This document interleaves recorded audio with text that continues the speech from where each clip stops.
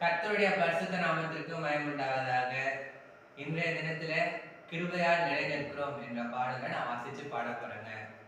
வேதத்துல நம்ம புலம்பல்ல வாசிக்கிறோம், நாம் நிற்பதும் நிர்மூலமாகாதிருப்பதும் கர்த்தருடைய சுத்த கிருபை அப்படின்னு சொல்லி நம்ம புலம்பல்ல வாசிக்கிறோங்க.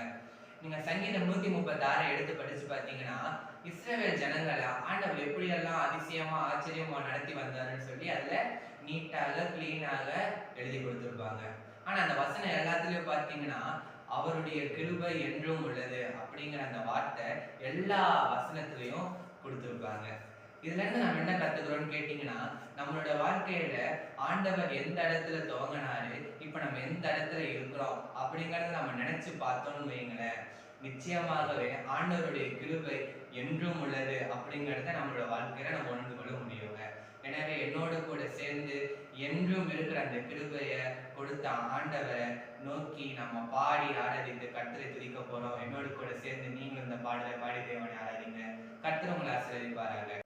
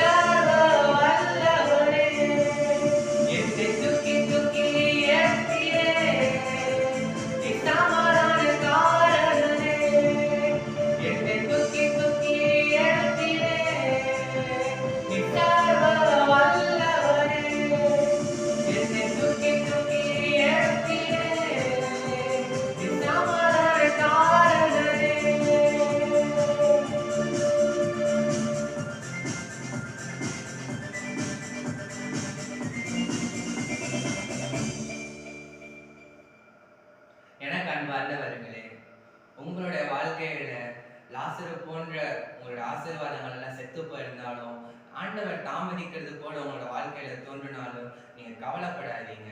ஆண்டவரை நோக்கி அவரையே நம்பிக்கையாக பிடிச்சு காத்துருங்க. நிச்சயமாகவே கர்த்தர் எப்படி அங்க வந்து கல்லறையை திறந்து லாசரு உயிரோடு எழுப்பினாரோ, அதே போல உங்களோட வாழ்க்கையிலும் நீங்க இழந்து போன உங்களோட வாழ்க்கையில செத்து போய் கிடக்கிற எல்லா ஆசீர்வாதங்களையும் கர்த்தர் மீண்டும் உயிரோடு எழுப்ப அவர் வல்லமையுள்ளவராய் இருக்கிறாங்க. எனவே கிருபைக்குள்ளாக வாழுவோம், கர்த்தருடைய கிருபையை பற்றி கொள்வோம். கர்த்தர் உங்களை ஆசீர்வதிப்பாராக. ஆமென்.